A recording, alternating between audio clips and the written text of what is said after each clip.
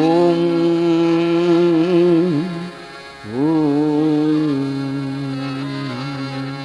ಶುಕ್ಲಾಂಬರಧರಂ ವಿಷ್ಣುಂ ಶಶಿವರ್ಣಂ ಚತುರ್ಭುಜಂ ಪ್ರಸನ್ನವದನಂ ಧ್ಯಾಯೇತ್ ಸರ್ವವಿಘ್ನೋಪಶಾಂತಯೇ. ಗುರುಬ್ರಹ್ಮ ಗುರುವಿಷ್ಣು ಗುರುರ್ದೇವೋ ಮಹೇಶ್ವರ ಗುರು ಸಾಕ್ಷಾತ್ ಪರಬ್ರಹ್ಮ ತಸ್ಮೈ ಶ್ರೀ ಗುರುವೇ ನಮಃ. ಗುರುವೇ ನಮಃ. ನಮಃ ಸೂರ್ಯಾಯ ಚಂದ್ರಾಯ ಮಂಗಳಾಯ ಬುಧಾಯ ಚ ಗುರು ಶುಕ್ರ ಶನಿ ಬೆಚ್ಚ. ನಮಃ ಸೂರ್ಯಾಯ ಚಂದ್ರಾಯ ಮಂಗಳಾಯ ಬುಧಾಯ ಚ ಗುರು ಶುಕ್ರ ಶನಿ ಬೆಚ್ಚ. ರಾಘುವೇ ಕೇತುವೇ ನಮಃ. ರಾಘುವೇ ಕೇತುವೇ ನಮೋ ನಮಃ. ಕಲ್ಯಾಣಾದ್ಭುತ ಗಾತ್ರಾಯ ಕಾಮಿತಾರ್ಥ ಪ್ರದಾಯಿನೇ ಶ್ರೀಮದ್ವೆಂಕಟನಾಥಾಯ ಶ್ರೀನಿವಾಸಾಯ ತೇ ನಮಃ. ಶ್ರೀನಿವಾಸಾಯ ತೇ ನಮಃ. ಶ್ರೀಮದಂಜನಾಸುತಂ ರಿಷಡ್ವರ್ಗ ವಿಭಂಜನಂ ದೈತ್ಯದಾನವ ನಿಗ್ರಹಂ ಪ್ರಣತೋಸ್ಮಿ ಮರುತ್ಸುತಂ. ಪ್ರಣತೋಸ್ಮಿ ಮರುತ್ಸುತಂ. ನಮಸ್ತೆ ಶ್ರೀಪಾದರಾಜಾಯ ನಮಸ್ತೆ ವ್ಯಾಸಯೋಗಿಣೆ. ನಮಸ್ತೆ ಶ್ರೀಪಾದರಾಜಾಯ ನಮಸ್ತೆ ವ್ಯಾಸಯೋಗಿಣೆ. ನಮಃ ಪುರಂದರಾರ್ಯಾಯ ವಿಜಯಾರ್ಯಾಯ ತೇ ನಮಃ. ವಿಜಯಾರ್ಯಾಯ ತೇ ನಮಃ. ಶ್ರೀ ಮಹಾಗಣಪತೆ ಸುರಪತೆ ಸಿದ್ಧಿವಿನಾಯಕ ನಮೋಸ್ತುತೆ. ಶ್ರೀ ಮಹಾಗಣಪತೆ ಸುರಪತೆ ಸಿದ್ಧಿವಿನಾಯಕ ನಮೋಸ್ತುತೆ. ಶ್ರೀ ಮಹಾಗಣಪತೆ ಗಣಪತೆ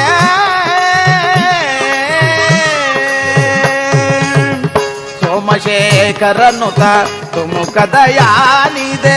ಸೋಮಶೇಖರನುತ ತುಮುಕ ದಯಾನಿದೆ. ಶ್ಯಾಮಲ ವರ್ಣ ಸುಧಾನವ ಸುಂದರ ವಾಮನ ರೂಪ ಶಿವಾತ್ಮಕ ಶುಭಕರ. ಶ್ಯಾಮಲ ವರ್ಣ ಸುಧಾನವ ಸುಂದರ ವಾಮನ ರೂಪ ಶಿವಾತ್ಮಕ ಶುಭಕರ. ಶ್ರೀ ಮಹಾ ಗಣಪತೆ ಸುರಪತೆ ಸಿದ್ಧಿವಿನಾಯಕ ನಮೋಸ್ತುತೆ. ಶ್ರೀ ಮಹಾ ಗಣಪತೆ ಕಾರಣ ಕರುಣಾ ಶ್ರಿತ ಜನ ಕುಶಲ ವಿಚಾರಣ ವಿಶ್ವ ವಂದಿತ ಚರಣ.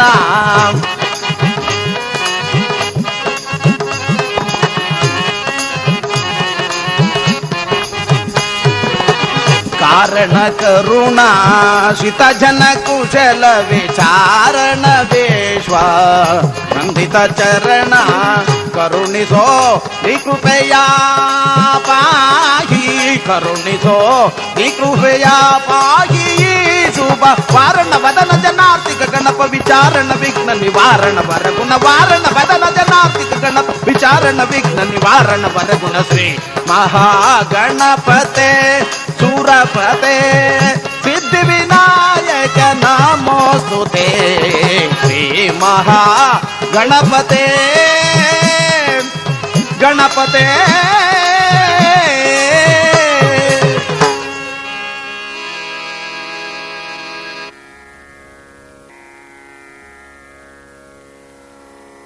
ಕೀರ್ತನಾರಂಭ ಕಾಲದಲ್ಲಿ ಪ್ರಾಜ್ಞ ಮಹನೀಯರಾಗಿರ್ತಕ್ಕಂಥವ್ರು ಅರ್ಪಣೆ ಮಾಡ್ತಾರೆ. 84 ಕೋಟಿ ಜೀವರಾಶಿಗಳಲ್ಲಿ ಜ್ಞಾನವನ್ನು ಪಡೆಯಬೇಕಾದ್ರೆ ಗುರುವಿಗೆ ಗುಲಾಮರಾಗಬೇಕು.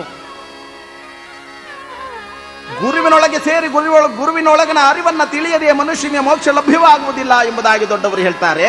ಅದಕ್ಕಾಗಿ ಪುರಂದರದಾಸರು ಒಂದು ಕಡೆ ಹೇಳಿದ್ದಾರೆ, ಗುರುವಿಗೆ ಗುಲಾಮನಾಗುವ ತನಕ ದೊರಕದಣ್ಣ ಮುಕ್ತಿ.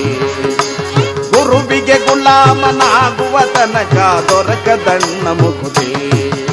ಪರಿಪರಿ ಶಾಸ್ತ್ರವ ಓದಿದರೇನು ವ್ಯರ್ಥವಾಯಿತೋ ನಿನ್ನಯ ಭಕುತಿ. ಗುರುವಿಗೆ ಗುಲಾಮನಾಗುವ ತನಕ ದೊರಕದಣ್ಣ ಮುಕುತಿ. ಕೊರಳೊಳ್ಳು ಮಾಲೆ ಧರಿಸಿದರಿಲ್ಲ, ಬೆರಳೊಳ್ಳು ಜಪಮಣಿ ಎಣಿಸಿದರಿಲ್ಲ. ಕೊರಳೊಳ್ಳು ಮಾಲೆ ಧರಿಸಿದರಿಲ್ಲ, ಬೆರಳೊಳ್ಳು ಜಪಮಣಿ ಎಣಿಸಿದರಿಲ್ಲ. ಮರುಳನಾಗಿ ತಾ ತಿರುಗಿದರಿಲ್ಲ, ಮರುಳನಾಗಿ ತಾ ತಿರುಗಿದರಿಲ್ಲ. ಶರೀರಕ್ಕೆ ಬೂದಿ ಒರೆಸಿಕೊಂಡರಿಲ್ಲ. ಗುರುವಿಗೆ ಗುಲಾಮನಾಗುವ ತನಕ ದೊರಕದಣ್ಣ ಮುಕುತಿ. ಗುರುವಿಗೆ ಗುಲಾಮನಾಗುವ ತನಕ ದೊರಕದಣ್ಣ ಮುಕುತಿ ಎಂಬುದಾಗಿ ದೊಡ್ಡವರು ಹೇಳಿದ್ದಾರೆ. ಜ್ಞಾನ ಎರಡೇ ಅಕ್ಷರ, 4 ವಿಧಾನ: ಅಜ್ಞಾನ, ವಿಜ್ಞಾನ, ಸುಜ್ಞಾನ, ಬ್ರಹ್ಮಜ್ಞಾನ ಎಂಬುದಾಗಿ. ಈ ಜ್ಞಾನವಂತನಾಗಿ ಅಜ್ಞಾನ, ವಿಜ್ಞಾನ, ಸುಜ್ಞಾನಗಳನ್ನ ದಾಟಿ ಬ್ರಹ್ಮಜ್ಞಾನವನ್ನು ಮನುಷ್ಯ ಪ್ರಾಪ್ತ ಮಾಡಿಕೊಳ್ಳಬೇಕಾದ್ರೆ ಯಾರೊಬ್ಬರೂ ಕೂಡ ಗುರು ಸೇವೆ ಮಾಡಬೇಕು, ಗುರುವಿನ ಅನುಗ್ರಹವನ್ನು ಪಡೆಯಲೇಬೇಕು ಎಂಬುದಾಗಿ ವೇದ ಪುರಾಣಗಳು ಹೇಳಿರುವಾಗ, ಜಗತ್ತಿಗೆ ಒಡೆಯನಾದಂತಹ ಶ್ರೀಕೃಷ್ಣ ಪರಮಾತ್ಮ ಸರ್ವ ಜಗತ್ತನ್ನು ಪಾಲನೆ ಮಾಡತಕ್ಕಂಥ ಅವನು ತಾನೂ ಕೂಡ ಗುರುವಿನಲ್ಲಿ ಸೇರಿ ಗುರುವಿನೊಳಗನ ಅರಿವನ್ನ ತನ್ನದನ್ನಾಗಿ ಮಾಡಿಕೊಂಡು ಗುರುವಿನಿಂದ ಆಶೀರ್ವದಿಸಲ್ಪಟ್ಟನೆ ಎಂಬತಕ್ಕಂತಹ ಸತ್ಯ ಕಥೆಯನ್ನು ನಿರೂಪಣೆ ಮಾಡತಕ್ಕಂಥದ್ದು ಶ್ರೀಕೃಷ್ಣ ಗುರುದರ್ಶನ ಎಂಬತಕ್ಕಂತಹ ಕಥೆ. ಶ್ರೀಕೃಷ್ಣ ಪರಮಾತ್ಮನ ಜನ್ಮ ವೃತ್ತಾಂತವನ್ನು ಒಳಗೊಂಡಂತಹ ಈ ಕಥೆಯನ್ನ ನಾವು ನೀವು ಎಲ್ಲರೂ ಕೇಳಿ ಆನಂದವನ್ನು ಪಡೋಣ.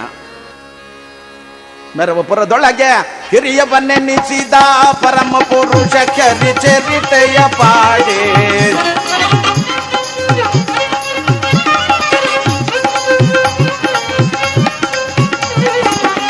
ಪಾಡಿಪೋಗಳಲ್ ಅತಿಮಾದವೆನಿಪುದು, ಪಾಡಿಪೋಗಳಲ್ ಅತಿಮಾದವೆನಿಪುದು, ಸುರುಚಿರ ಭಾಗ್ಯ ಸುಸಾಧಕವೋ, ಸುರುಚಿರ ಭಾಗ್ಯ ಸುಸಾಧಕವೋ.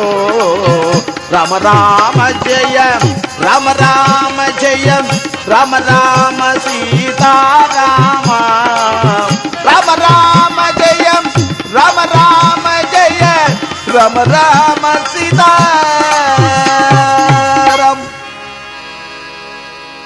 ಕೃತಯುಗದಲ್ಲಿ ಸಾಂಧಿ ಎಂಬತಕ್ಕಂತಹ ಸದ್ಬ್ರಾಹ್ಮಣ ಅಕಾರ ಉಕಾರ ಮಕಾರಗಳ ಸಂಯೋಗವನ್ನು ಮಾಡಿ ತಾನು ಮೋಕ್ಷಾರ್ಥವಾಗಿ ತಪಸ್ಸನ್ನು ಆಚರಿಸ್ತಾ ಇದ್ದಾನೆ. ತಾನು ಮೋಕ್ಷವನ್ನು ಪಡೆಯಬೇಕು ಎಂಬತಕ್ಕಂತಹ ಸದುದ್ದೇಶದಿಂದ ಈತನ ತಪಸ್ಸು ಹಣ್ಣಾಗ್ತಾ ಇದೆ.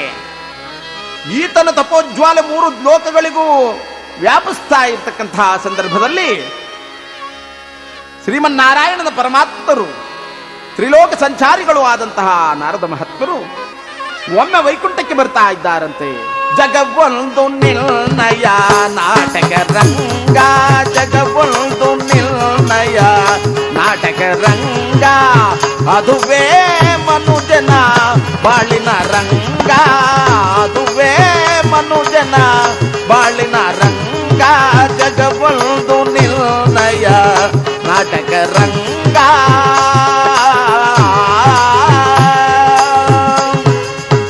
ಹರಿಯೇನಯ್ಯ ಹರಿ ನಿನ್ನ ಅಂತರ,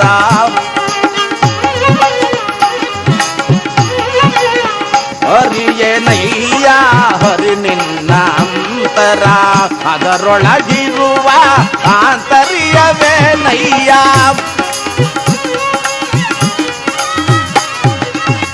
ಅದರೊಳಗಿರುವ ಆಂತರ್ಯವೇನಯ್ಯ, ಇದನ್ನರಿಯುವ ಪರಮಾರ್ಥ ಸಾಧನೆ, ಇದನ್ನರಿಯುವ ಪರಮಾರ್ಥ ಸಾಧನೆ, ಅನುದಿನ ಎನಗಿತ್ತೋ ಕೊರೆಯೋ ಎನ್ನಯ್ಯ, ಅನುದಿನ ಎನಗಿತ್ತೋ ಕೊರೆಯೋ ಎನ್ನಯ್ಯ, ಜಗವೊಂದು ನಿರ್ಣಯ ನಾಟಕ ರಂಗ. ನಾರಾಯಣ ನಾರದ ಮಹಾತ್ಮರು ವೈಕುಂಠಕ್ಕೆ ಬಂದಿದ್ದಾರೆ. ಶ್ರೀಮನ್ನಾರಾಯಣ ನಾರದರನ್ನು ಬರಮಾಡಿಕೊಂಡು ಕುಶಲವನ್ನು ವಿಚಾರಿಸಿದ್ದಾರಂತೆ. ನಾರದರೇ, ಬಂದ ಸಮಾಚಾರವೇನು? ನಾರದರು ಹೇಳಿದ್ರು, ನಾರಾಯಣ, ಸಮಾಚಾರವಿಲ್ಲದೆ ನಾನು ಯಾವಾಗಲೂ ಬರೋದೇ ಇಲ್ಲಪ್ಪ. ಬಹಳ ಮಹತ್ತರವಾದ ಸಮಾಚಾರ ಬಂದಿದೆ. ಸಾಂಧಿ ತಪೋವನ್ನು ಆಚರಿಸ್ತಾ ಇದ್ದಾನೆ. ಆತನ ತಪೋಜ್ವಾಲೆ 3 ಲೋಕಗಳಿಗೂ ವ್ಯಾಪಿಸಿದೆ. ಇದು ನಿಮಗೆ ತಿಳಿಯಲಿಲ್ಲವೇ? ಶ್ರೀಮನ್ನಾರಾಯಣ ಹೇಳಿದ್ರು, ಸಾಂಧಿ ತಪೋವನ್ನು ಆಚರಿಸ್ತಾ ಇದ್ದಾನೆ, ಅದಕ್ಕೆ ನಾವೇನು ಮಾಡಬೇಕು? ಏನಿಲ್ಲ, ಸಾಂಧಿ ತ್ರಿಮೂರ್ತಿಗಳಲ್ಲಿ ನಿಮ್ಮ ಯಾರಾದರೂ ಒಬ್ಬರನ್ನು ಕುರಿತು ತಪಸ್ಸನ್ನು ಆಚರಿಸ್ತಾ ಇಲ್ಲ. ಅಕಾರ ಉಕಾರ ಮಕಾರಗಳ ಸಂಯೋಗವನ್ನು ಮಾಡಿ ಈ 3 ಜನರನ್ನು ಮೀರಿದ ಶಕ್ತಿಯೊಂದನ್ನು ಹಿಡಿದು ತಪಸ್ಸನ್ನು ಆಚರಿಸ್ತಾ ಇದ್ದಾನಪ್ಪ. ನಾರಾಯಣ ಹೇಳಿದ್ರು. ಅಂದ ಮೇಲೆ ನಾರದರೆ, ನಾವು ಸಾಂಧಿಯ ಬಳಿಗೆ ಕೂಡಲೇ ಹೋಗಬೇಕಾಗಿದೆ. ಮುಂದಿನ ಕೆಲಸವನ್ನು ನಾನು ನೋಡ್ತೇನೆ ಎಂದ್ರು. ನಾರದರು ನಾರಾಯಣ ನಾನಿಂದ ಬಂದ ಕೆಲಸವಾಯಿತು ಅಂತ ಹೇಳಿ ನೇರವಾಗಿ ತಾವು ಹೊರಟರು. ಇತ್ತ ಕಡೆ ತ್ರಿಮೂರ್ತಿಗಳು 3 ಜನರು ಬ್ರಹ್ಮ ವಿಷ್ಣು ಮಹೇಶ್ವರ ಸಾಂಧಿಯ ತಪಸ್ಸನ್ನು ಪರೀಕ್ಷೆ ಮಾಡಲಿಕ್ಕೋಸ್ಕರವಾಗಿ ನೇರವಾಗಿ ಸಾಂಧಿ ತಪವನ್ನು ಆಚರಿಸತಕ್ಕಂತಹ ಸ್ಥಳಕ್ಕೆ ಬರ್ತಾ ಇದ್ದಾರೆ. ಆ ತಪವನ್ನು ಆಚರಿಸುವ ಸಾಂಧಿಯನ್ನು ಕುರಿತು ಕೇಳ್ತಾ ಇದ್ದಾರೆ. ಸಾಂಧಿ ಸಾಂಧಿ ತಪಸ್ಸನ್ನು ಆಚರಿಸುತ್ತಿದ್ದಂತಹ ಸಾಂಧಿ ತಟ್ಟನ್ನು ಕಣ್ಣು ಬಿಟ್ಟು ನೋಡಿದ. ಹೇ ಜಗತ್ತನ್ನು ಸಂರಕ್ಷಣೆ ಮಾಡತಕ್ಕಂತಹ ತ್ರಿಮೂರ್ತಿಗಳೇ, ನಾನು ತಪವನ್ನು ಆಚರಿಸುವ ಸಮಯದಲ್ಲಿ ಬಂದು ನನಗೆ ದರ್ಶನವನ್ನು ಕೊಟ್ಟು ನನ್ನನ್ನು ಪುನೀತರನ್ನಾಗಿ ಮಾಡಿದಿರಿ. ಇದೋ ನಿಮಗೆ ಕೋಟಿ ಕೋಟಿ ವಂದನೆ ಎಂಬುದಾಗಿ ಮತ್ತೆ ಕಣ್ಣು ಮುಚ್ಚುವೋಮ್ಮಿಂದ ಶ್ರೀಮನ್ನಾರಾಯಣ ಕೇಳಿದ್ರು. ಸಾಂಧಿ, ತ್ರಿಮೂರ್ತಿಗಳು ನಾವು ಬಂದು ನಿಂತಿದ್ದರೂ ಕೂಡ ನೀನು ಮತ್ತೆ ಕಣ್ಣು ಮುಚ್ಚಿದೆಯಲ್ಲ, ನಿನಗೆ ಯಾವ ವರವೂ ಬೇಡವೆ ನಮ್ಮಿಂದ? ಸಾಂಧಿ ಹೇಳ್ತಾ ಇದ್ದಾರೆ, ವರ ನಾರಾಯಣ, ನಾನು ನಿಮ್ಮನ್ನ ಕುರಿತು ತಪಸ್ಸನ್ನು ಆಚರಿಸಲಿಲ್ಲ. ನಾನು ತಪಸ್ಸನ್ನು ಆಚರಿಸಿದ್ರೆ ನೀವು ವರವನ್ನು ಕೊಡಬೇಕಾಗಿತ್ತಲ್ಲವೇ? ಸುಮ್ಮನೆ ನನಗೆ ಆತಕ್ಕಾಗಿ ವರ ಕೊಡ್ತೀರಾ? ನಾರಾಯಣ ಹೇಳಿದ್ರು, ಯಾಗಾದ್ರೂ ಆಗ್ಲಿ ನಾವು ದೇವತೆಗಳಲ್ಲವೇ, ಏನಾದ್ರೂ ಒಂದು ವರವನ್ನು ಕೇಳು. ಸಾಂಧಿ ಹೇಳಿದ್ರು, ನನಗೆ ನಿಮ್ಮಿಂದ ಯಾವ ವರವೂ ಬೇಕಾಗಿಲ್ಲ. ಈ ತಪಸ್ಸನ್ನು ಆಚರಿಸ್ತಕ್ಕಂಥ ಶುಭ ಸಂದರ್ಭದಲ್ಲಿ ನೀವು ದರ್ಶನವನ್ನು ಕೊಟ್ಟು ನನ್ನನ್ನು ಪುನೀತರನ್ನಾಗಿ ಮಾಡಿದ್ದೀರಾ, ನೀವಿನ್ನು ಹೋಗಿ ಬನ್ನಿ. ಮತ್ತೆ ಕಣ್ಣು ಮುಚ್ಚಿದನಂತೆ. ಶ್ರೀಮನ್ನಾರಾಯಣ ನೋಡಿದ್ರು, ಆಹಾ ಸಾಂಧಿ, ನಾವು ಏನು ಕೇಳಿದ್ರು ನೀನು ಬೇಡ ಅಂತ ಇದ್ದೀಯಾ? ನಾವು ಏನು ವರ ಕೊಟ್ಟರು ನಿನಗೆ ಬೇಡವಾಗಿರುವಾಗ ನೀನೇ ನಮ್ಗೊಂದು ವರವನ್ನು ಕೊಟ್ಟು ಬಿಡೋ. ಸಾಂಧಿ ಕೇಳಿದ್ರು, ವರ, ಸರ್ವ ಜಗತ್ತನ್ನು ಸಂರಕ್ಷಣೆ ಮಾಡುತ್ತಿರುವ ನಿಮಗೆ ನಾನು ಯಾವ ವರವನ್ನು ಕೊಡಬಲ್ಲೆ ದೇವ? ಯಾವ ವರವನ್ನು ಕೊಡಬಲ್ಲೆ? ನಾರಾಯಣ ಕೇಳ್ತಾರಂತ, ಸಾಂಧಿ, ನಾವು ಏನು ಕೊಡ್ತೀವಂದ್ರೂ ಬೇಡ ಅಂತ ಇದ್ದೀಯಲ್ಲ, ಆ ಬೇಡ ಅನ್ನೋದು ನಮ್ಮಲ್ಲಿಲ್ಲ. ಅದಕ್ಕೆ ನೀನು ನನಗೆ ಗುರುವಾಗಿ ಬರಬೇಕು, ಇದೇ ನೀನು ಕೊಡತಕ್ಕಂಥ ವರ. ಸಾಂಧಿ ನಗುತ್ತಾ ಇದ್ದಾರಂತೆ, ಹೇ ಕಪಟ ನಾಟಕ ಸೂತ್ರಧಾರಿ, ನನ್ನ ತಪಸ್ಸನ್ನು ಭಂಗ ಮಾಡಲು ಇಷ್ಟೊಂದು ಅಭಿಸಂಧಿ ಕೂಡಿದೆಯಾ? ಇರಲಿ, ಸಮಯ ಬಂದಾಗ ನಿನಗೆ ನಾನು ಗುರುವಾಗ್ತೇನೆ ಹೋಗೆಂಬುದಾಗಿ ಅಭಯವನ್ನು ಕೊಟ್ಟ. ತ್ರಿಮೂರ್ತಿಗಳು ತಮ್ಮ ತಮ್ಮ ಲೋಕಕ್ಕೆ ಬಂದಿದ್ದಾರೆ. ತ್ರಿಮೂರ್ತಿಗಳು ತಮ್ಮ ತಮ್ಮ ಲೋಕಕ್ಕೆ ಬಂದು ಇರ್ತಕ್ಕಂತಹ ಸಂದರ್ಭದಲ್ಲಿ ಮಹಾನುಭಾವನಾದಂತಹ ಸಾಂಧಿ ತಪಸ್ಸಿನಿಂದ ವಿಮುಖನಾಗಿ ಜಗದೊಡೆಯ ಶ್ರೀಮನ್ನಾರಾಯಣನಿಗೆ ಕೊಟ್ಟ ಮಾತಿಗೋಸ್ಕರವಾಗಿ ತಾನು ನೇರವಾಗಿ ಹೊರಟಿದ್ದಾನೆ. ಇತ್ತ ಕಡೆ ಮಧುರಾ ನಗರಿಯ ಅರಸ ಅರುಳು ಮರಳು ಉಗ್ರಸೇನನ್ನು ಸಿಂಹಾಸನದಲ್ಲಿ ಕುಳ್ಳಿರಿಸಿ ಕಂಸ ತಾನು ಹರಿದ್ವೇಷಿಯಾಗಿ ಉಪಟಳವನ್ನು ಕೊಡ್ತಾ ಹರಿಭಕ್ತರಿಗೆ ಋಷಿ ಮುನಿಗಳನ್ನ ಅನೇಕ ರೀತಿಯಾಗಿ ಹಿಂಸಿಸ್ತಾ ಸದಾ ಕಾಲದಲ್ಲಿಯೂ ಹರಿದ್ವೇಷಿಯಾಗಿ ಬದುಕ್ತಾ ಇದ್ದಾನೆ. ಆವಾಗ ದೇವತೆಗಳು ಋಷಿಮುನಿಗಳು ಎಲ್ಲರೂ ನೇರವಾಗಿ ತಾವು ವೈಕುಂಠಕ್ಕೆ ಹೋಗ್ತಾ ಇದ್ದಾರೆ. ದೇವದೇವಮ್ಮ ಪಾಹಿ ದಯಾನಿದೆ ಶ್ರೀಪತಿ ತವ ಚರಣೋ, ದೇವದೇವಮ್ಮ ಪಾಹಿ ದಯಾನಿದೆ ಶ್ರೀಪತಿ ತವ ಚರಣೋ, ಸಕಲ ಲೋಕದವನೇ ಮಾಧವನೇ ಮಾಧವನೇ ಮಾಧವನೇ, ಸಕಲ ಲೋಕದವನೇ ಮಾಧವನೇ ಮಾಧವನೇ, ನಿಖಿಲಾತ್ಮಕ ಸಕನೇ ಮೊರಕರನೇ, ನಿಖಿಲಾತ್ಮಕ ಸಕನೇ ಮೊರಕರನೇ, ದೇವದೇವ ಮಾಪಾಗಿ ದಯಾನಿದೆ ಶ್ರೀಪತಿ ತವ ಚರಣಂ ತವ ಚರಣಂ ತವ ಚರಣೋ.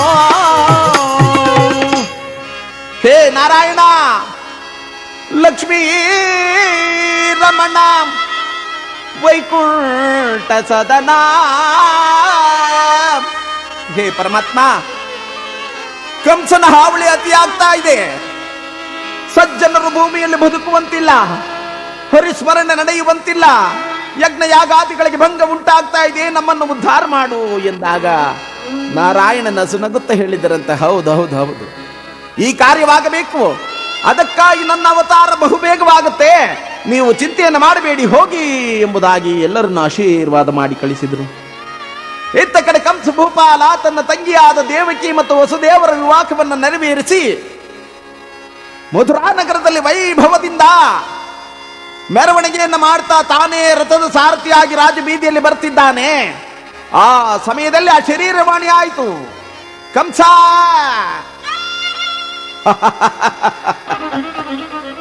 ತಂಗಿಯ ವಿವಾಹವನ್ನು ಮಾಡಿ ಸಂಭ್ರಮದಿಂದ ಕಾಲವನ್ನು ಕಳೆಯುತ್ತಾ ಇದ್ದೀಯಲ್ಲವೇ, ಇದೇ ತಂಗಿಯ ಗರ್ಭದಲ್ಲಿ ಹುಟ್ಟಿದ ಅಷ್ಟಮ ಪುತ್ರದಿಂದ ನಿನಗೆ ಮರಣ.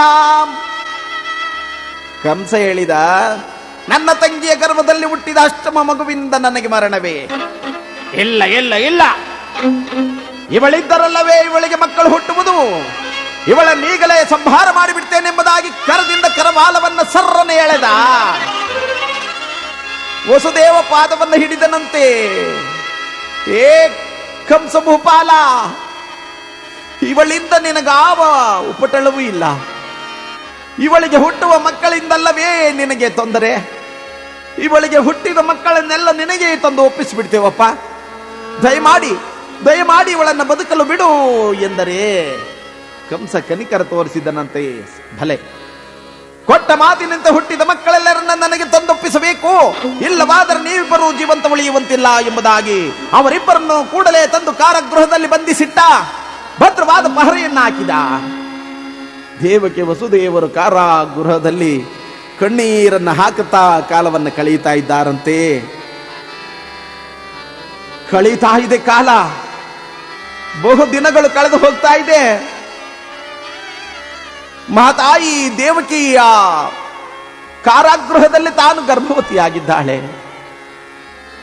ದಿನ 1, 2, 3, 4 ಥರದೊಳಗೆ ಕಳೆಯಿತಾಗ ಬಾರ.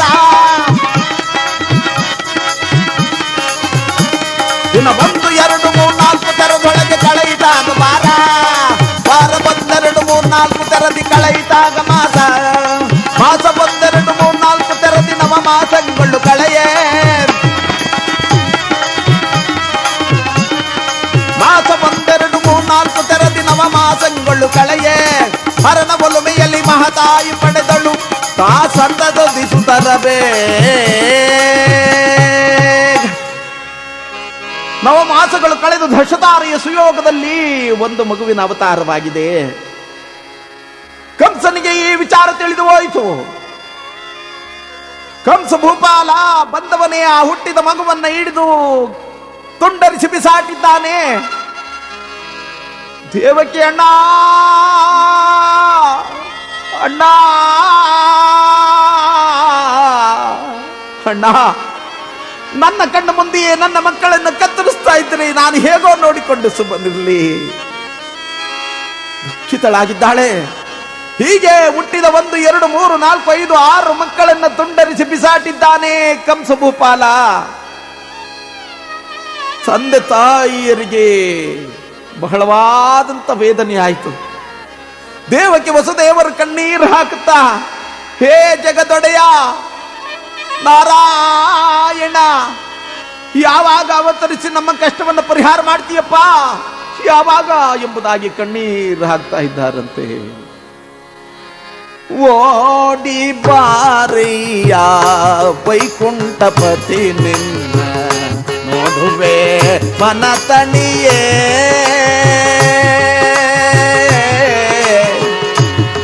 ಅಯ್ಯ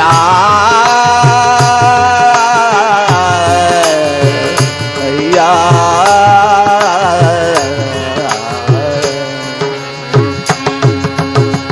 ಓಡಿ ಬಾರಯ್ಯ ವೈಕುಂಠಪತಿ ನಿನ್ನ ನೋಡುವೆ ಮನತಣಿಯೇ.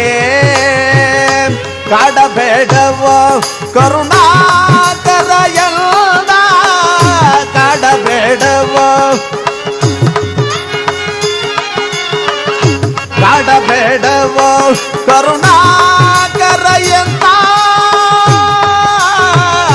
ಕಾಡಬೇಡವ ಕರುಣಾಕರ ಎಲ್ಲ ಬೇಡಿಕೊಂಬೆನೋ ಮನಸಾರ ಬೇಡಿಕೊಂಬೆನೋ ಮನಸಾರ. ಓಡಿ ಬಾರಯ್ಯ ವೈಕುಂಠಪತಿ ನಿನ್ನ ನೋಡುವೆ ಮನತಣಿಯೇ.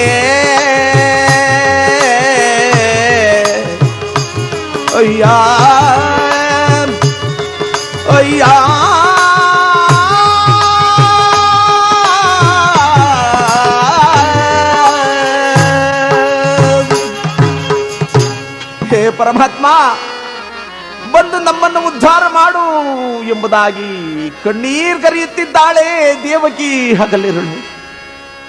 ನಾರಾಯಣನಿಗೆ ಈ ದೇವಕಿಯ ಮೊರೆ ಕೇಳಿತೋ ಏನೋ, ಇದೇ ತಕ್ಕ ಸಮಯ ಎಂಬುದಾಗಿ ತೀರ್ಮಾನ ಮಾಡಿ ಆದಿಶೇಷನನ್ನು ಕರೆದಿದ್ದಾನೆ. ಆದಿಶೇಷ, ನೀನು ಹೋಗು, ದೇವಕಿಯ ಸಪ್ತಮ ಗರ್ಭವಾಗಿ ಸೇರು. ಮಾಯೆಯನ್ನ ಯಶೋದೆ ಗರ್ಭದಲ್ಲಿ ಸೇರಿಸಿದ್ದಾನೆ. ಕೆಲವು ದಿನವಾದ ನಂತರ ದೇವಕಿಯ ಸಪ್ತಮ ಗರ್ಭ ಹೋಯಿತು ಎಂಬುದಾಗಿ ಪ್ರಚಾರ ಮಾಡಿದ್ದಾರೆ. ಶೇಷನನ್ನ ತಂದು ರೋಹಿಣಿಯ ಬಳಿಯಲ್ಲಿಟ್ಟಿದ್ದಾರೆ. ತಾನು ಮಹಾನುಭಾವನಾದ ನಾರಾಯಣ ಬಂದು ನೇರವಾಗಿ ದೇವಕಿಯ ಗರ್ಭವನ್ನು ಸೇರಿದ. ಅಷ್ಟಮ ಗರ್ಭವಾಗಿ ಕಳೆಯಿತು ಕಾಲ, ಉರುಳಿತು ಮಾಸ, ಹರನ ಕರುಣೆಯಲ್ಲಿ ಬೇಗ. ಅಷ್ಟಮ ಅವತಾರ, ಅಷ್ಟಮ ಗರ್ಭ, ಅಷ್ಟಮಿ ನಕ್ಷತ್ರ. ಅಷ್ಟಮ ನಕ್ಷತ್ರದಲ್ಲಿ ಮಹಾನುಭಾವನಾದಂತಹ ಜಗದೊಡೆಯನ ಅವತಾರವಾಗಿದೆ. ಮಧ್ಯರಾತ್ರಿಯ ಸಮಯ ಕಾರಾಗೃಹದಲ್ಲಿ ಕಾವಲಿದ್ದ ಪಹರೆಯರೆಲ್ಲರೂ ಮೂರ್ಛಿತರಾಗಿದ್ದಾರೆ ಹರಿಮಾಯಿಯಿಂದ. ವರುಣ ಧೋ ಎಂದು ಮಳೆಯನ್ನು ಸುರಿಸ್ತಾ ಇದ್ದಾನೆ. ಮಧ್ಯರಾತ್ರಿಯಲ್ಲೂ ಅಕ್ಕಿ ಪಕ್ಷಿಗಳು ಚಿಲಿಪಿಲಿಗೊಳ್ಳುತ್ತಿದೆ. ಗರಿ ಬಿಚ್ಚಿ ವೃಕ್ಷಗಳು ಹಾರಾಡ್ತಾ ಇದ್ದಾವೆ. ಚಂದ್ರ ಮೋಡದ ಮರೆಯಿಂದಲೂ ಬೆಳಕನ್ನು ಸೂಸಬೇಕು ಎಂಬ ಹಂಬಲ. ಯಮುನೆ ವೈಯಾರದಿಂದ ಉಕ್ಕೆ ಹರಿಯುತ್ತಿದ್ದಾಳೆ. ಇಷ್ಟು ಸಂತೋಷವಾಗ್ತಾ ಇದೆಯಾ ಜಗದೊಡೆಯನ ಅವತಾರವಾದರೆ ಹುಟ್ಟಿದ ಮಗುವನ್ನ ತಂದೆ ತಾಯಿರಿಬ್ಬರು ನೋಡಿ ಸಂತೋಷವನ್ನು ಪಡ್ತಾ ಇದ್ದಾರಂತೆ. ಆ ಮಗು ನಗುತ್ತಾ ಹೇಳ್ತಾ ಇದೆ, ಅಪ್ಪ ಇನ್ನು ನಿಮ್ಮ ಕಷ್ಟಗಳು ಕಳೆಯುವ ಕಾಲ ಹತ್ತಿರಕ್ಕೆ ಬಂದಿದೆ. ಈಗ ನೀವು ಮಾಡಬೇಕಾದ ಕಾರ್ಯ ಬಂದಿದೆ. ನನ್ನ ನೀ ಕೂಡಲೇ ತೆಗೆದುಕೊಂಡು ಹೋಗಿ ನಂದ ಗೋಕುಲದಲ್ಲಿರುವ ಯಶೋದೆಯ ಬಳಿಯಲ್ಲಿಟ್ಟು ಬಿಡಿ. ಆ ಮಹಾನುಭಾವನಾದ ವಸುದೇವ ಬಿದಿರಿನ ಬುಟ್ಟಿಯೊಂದನ್ನು ತೆಗೆದುಕೊಂಡ. ಅದರಲ್ಲಿ ಮಗುವನ್ನು ಕುಳ್ಳಿರಿಸಿಕೊಂಡು ಸುರಿಯುವ ಮಳೆಯಲ್ಲಿ ಹೊರಗೆ ಬರ್ತಾ ಇದ್ದರೆ ಮಗುವಿನ ಮೇಲೆ ಮಳೆ ಹನಿ ಬೀಳ್ತಾ ಇದೆ. ಆದಿಶೇಷ ಮಗುವಿನ ಮೇಲೆ ಮಳೆ ಬೀಳದಂತೆ ನೆರಳಿನೋಪಾದಿಯಲ್ಲಿ ಮಗುವಿನ ತಲೆಯ ಮೇಲೆ ತನ್ನ ಹೆಡೆಬಿಚ್ಚಿ ನಿಂತಿದ್ದಾನಂತೆ. ಯಮುನಾ ನದಿಗೆ ಬಂದರು ವಸುದೇವ. ಹರಿವ ನದಿಯಲ್ಲಿ ಕಾಲಿಟ್ಟರೆ ಕುತ್ತಿಗೆಯವರೆಗೂ ನೀರು ಬಂತು. ಹರಿಪಾದ ಯಮುನಿಗೆ ತಾಕಿದೊಡನೆ ಯಮುನೆ ಸರ್ರನ್ನ ದಾರಿಯನ್ನು ಬಿಟ್ಟಿದ್ದಾಳೆ. ಮಗುವನ್ನು ತಂದು ಯಶೋದೆಯ ಬಳಿಯಲ್ಲಿ ಮಲಗಿಸಿದ್ರು. ಇತ್ತ ಯಶೋದೆ ಬಳಿಯಲ್ಲಿ ಹುಟ್ಟಿದ ಮಾಯೆಯನ್ನು ತಂದು ದೇವಕಿಯ ಪಕ್ಕದಲ್ಲಿ ಮಲಗಿಸಿದರು. ಇಲ್ಲಿ ರಾಜವಂಶದಲ್ಲಿ ಹುಟ್ಟಿದ್ರು ಕೂಡ ಹುಟ್ಟಿದ ಕೂಡಲೇ ತಾಯಿ ಅದೇ ಹಾಲು ಒಂದು ತೊಟ್ಟನ್ನು ಕುಡಿಯದೆ ಯಶೋದೆ ಬಳಿಯಲ್ಲಿ ಕೃಷ್ಣ ಏಕೆ ಹೋದ ಎಂಬುದಕ್ಕೆ ಒಂದು ಕಾರಣವಿದೆ. ಹಿಂದೆ ದ್ರೋಣ ಮಹರ್ಷಿ ಮತ್ತು ಧಾರಾ ಸುಂದರಿ ಎಂಬತಕ್ಕಂತಹ ದಂಪತಿಗಳು ಪರಮ ಹರಿಭಕ್ತರಾಗಿ ಸದಾ ಕಾಲದಲ್ಲಿ ಹರಿಧ್ಯಾನ ಮಾಡ್ತಾ ದ್ರೋಣ ಮಹರ್ಷಿ ಭಿಕ್ಷಾಟನೆಯನ್ನು ಮಾಡಿ ಪ್ರತಿದಿನವೂ ಆಧ್ಯಾತ್ಮಿಕವನ್ನು ಮಾಡಿ ಅತಿಥಿಗಳಿಗೆ ಸತ್ಕಾರ ಮಾಡಿ ಭಗವದ್ಧ್ಯಾನ ನಿರತರಾಗಿ ಕಾಲವನ್ನು ಕಳೆಯತಕ್ಕಂಥ ಅವರು ಇವರ ಭಕ್ತಿಯನ್ನು ಪರೀಕ್ಷೆ ಮಾಡಬೇಕು ಎಂಬುದಾಗಿ ತ್ರಿಮೂರ್ತಿಗಳು ಒಂದು ಸಾರಿ ದ್ರೋಣ ಮಹರ್ಷಿಯ ಮನೆ ಬಾಗಿಲಿಗೆ ಬರ್ತಿದ್ದಾರಂತೆ. ಮಹತಾಯಿ ಆ ಧಾರಾ ಸುಂದರಿ ತಾನು ಸ್ನಾನಾದಿಗಳನ್ನು ಮುಗಿಸಿ ಆ ಮಹತಾಯಿಯ ರಾಜರಾಜೇಶ್ವರಿ ಧ್ಯಾನವನ್ನು ಮಾಡ್ತಾ ಇದ್ದಾಳೆ. ಶ್ರೀ ಚಕ್ರಧಾರಿಣಿ ಶಿತ ಜನ ಪೋಷಿಣಿ ಶ್ರೀ ರಾಜರಾಜೇಶ್ವರಿ ಅಂಬಾ. ಶ್ರೀ ಚಕ್ರಧಾರಿಣಿ ಶಿತ ಜನ ಪೋಷಿಣಿ ಶ್ರೀ ರಾಜರಾಜೇಶ್ವರಿ. ಗಾಧಾ ಚಕ್ರಧರಿ ಗದಾ ಸಹೋದರಿ. ಗಾಧಾ ಚಕ್ರಧರಿ ಗದಾ ಸಹೋದರಿ ಸದಾ ಶಿವನ ಸತಿ ಸೀತಾ ಮನೋಹರಿ. ಸದಾ ಶಿವನ ಸತಿ ಸೀತಾ ಮನೋಹರಿ. ತ್ರಿಚಕ್ರಧಾರಿಣಿ ಶ್ರಿತ ಜನ ಪೋಷಿಣಿ ಶ್ರೀ ರಾಜರಾಜೇಶ್ವರಿ. ಹರಸತಿ ಕಲ್ಯಾಣಿ ಪರಸತಿ ಫಣಿವೇಣಿ. ಹರಸತಿ ಕಲ್ಯಾಣಿ ಪರಸತಿ ಫಣಿವೇಣಿ. ಗಿರಿಜ ಮನೋಕರಿ ಶ್ರೀಕರೇ. ಶ್ರಿತ ಜನ ಪೋಷಿಣಿ ಶ್ರೀಕರಿ ಶುಭಕರಿ.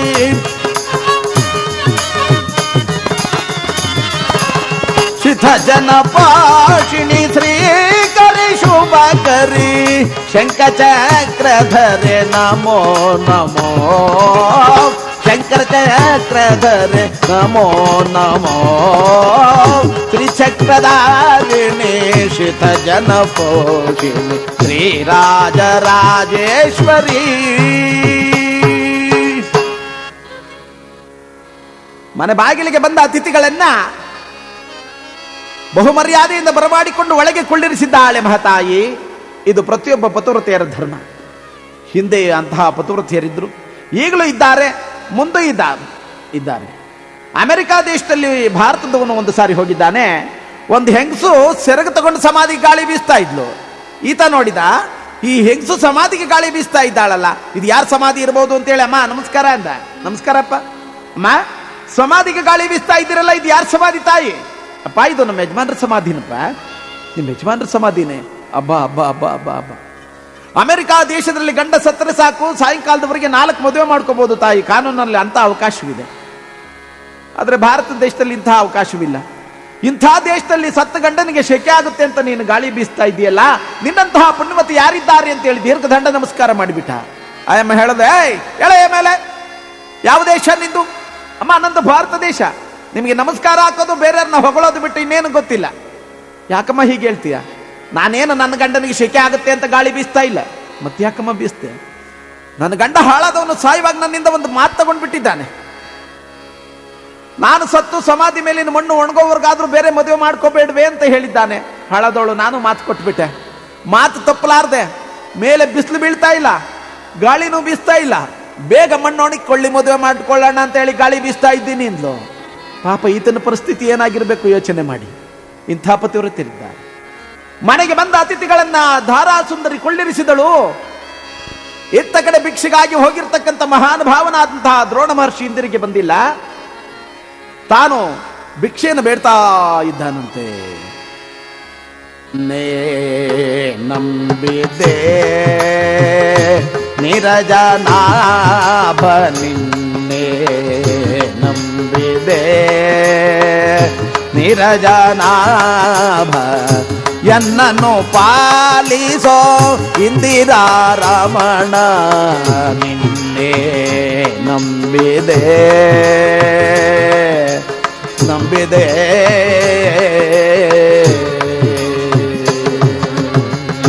ಮುಂದೇನೋ ಎನಗೆ ಗತಿಯಿಲ್ಲ ದೇವಾ,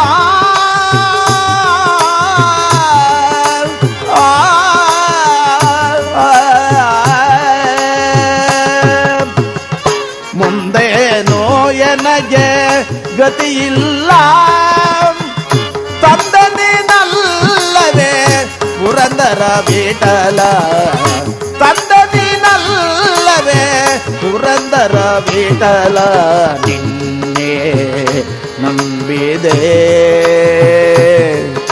ನಂಬಿದೆ ನಂಬಿದೆ ಅಯ್ಯ.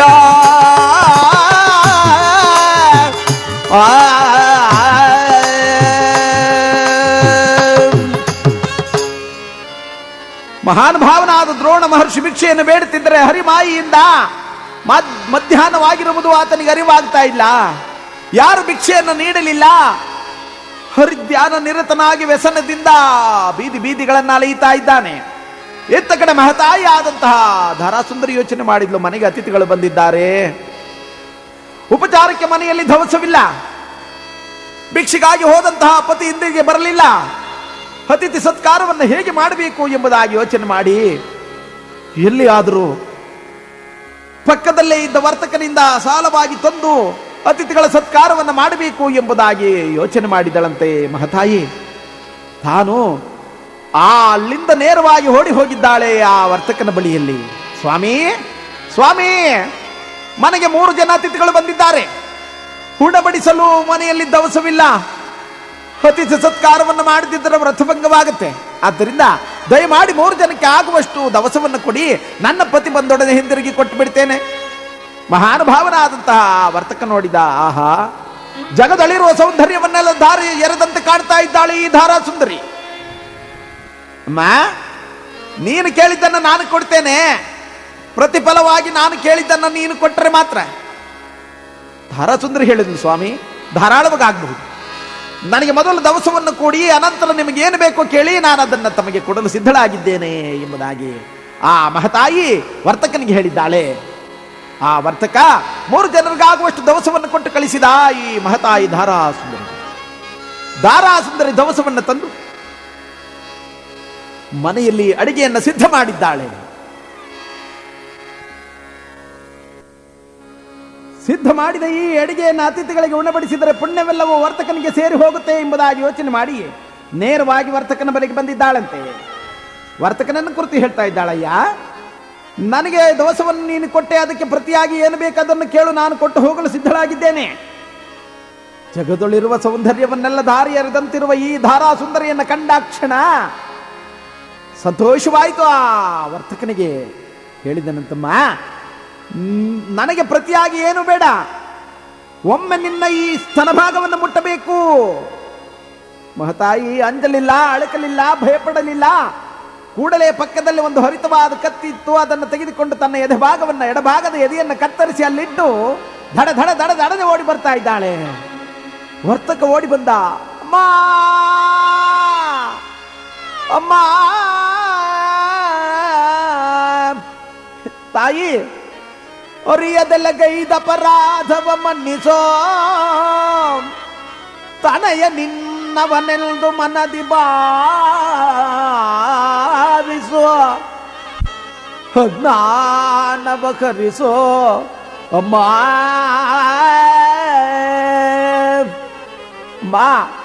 ಹೊರಿಯದೆ ಮಾಡಿದ ಅಪರಾಧವನ್ನು ಮನ್ನಿಸು ತಾಯಿ, ನನ್ನನ್ನು ಕ್ಷಮಿಸು, ನನ್ನದು ಮಹದ ಅಪರಾಧವಾಯಿತು ಎಂದರೆ ಧಾರಾಸುಂದರಿ ನಗ್ತಾ ಇದ್ದಾಳಂತ.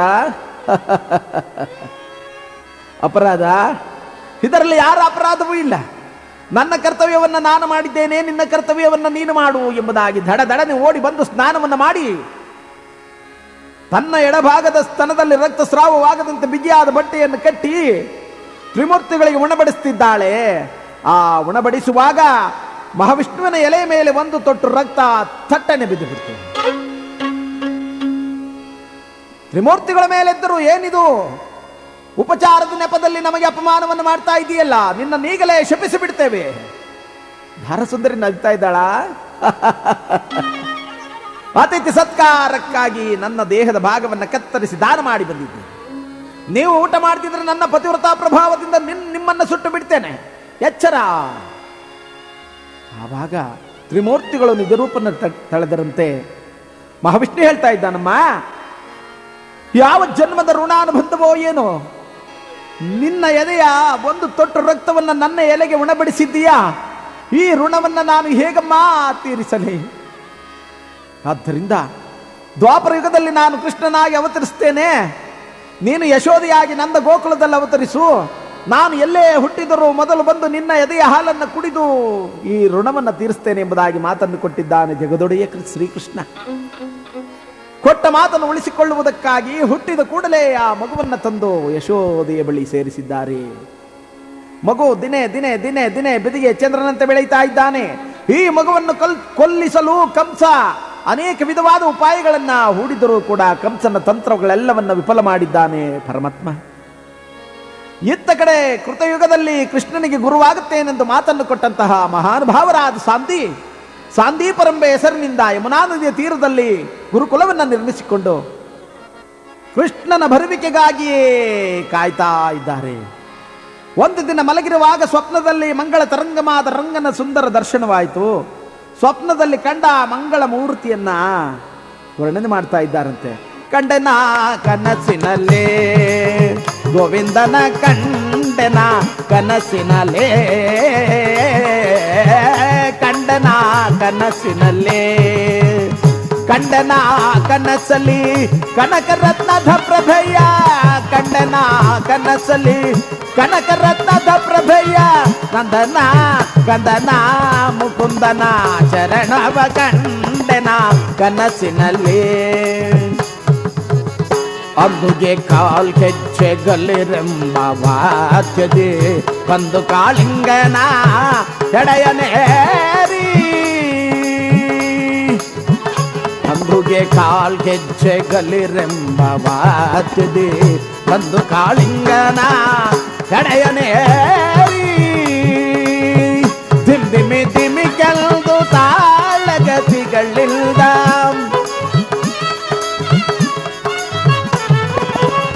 ದಿಮ್ ದಿಮಿ ದಿಮಿ ಕೆಲ್ದು ತಾಳಗತಿಗಳಿಲ್ದ ಆನಂದದಿ ಕುಣಿಯುವ ಮುಕುಂದನ ಚರಣವ ಕಂಡೆನ ಕನಸಿನಲ್ಲಿ ಉಟ್ಟ ಪೀತಾಂಬರ ಉಡಿಯ ಕಾಂಚಿಯ ದಾಮ ತೊಟ್ಟ ಮುತ್ತಿನ ಹಾರ ಕೌಸ್ತುಭವೋ ಉಟ್ಟ ಪೀತಾಂಬರ ಉಡಿಯ ಕಾಂಚಿಯ ದಾಮ ತೊಟ್ಟ ಮುತ್ತಿನ ಹಾರ ಕೌಸ್ತುಭವೋ ಕಟ್ಟಿದ ವೈಜಯಂತಿ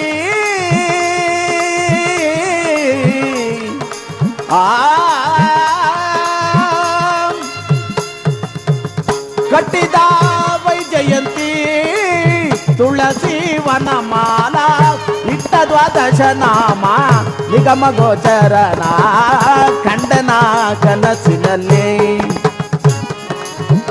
ಮಂಗಳವರ ತುಂಗ ಭದ್ರದಿ ಮೆರೆವನ ಅಂಗಜಪ್ಪಿತ ಶ್ರೀ ಲಕ್ಷ್ಮೀಪತಿಯ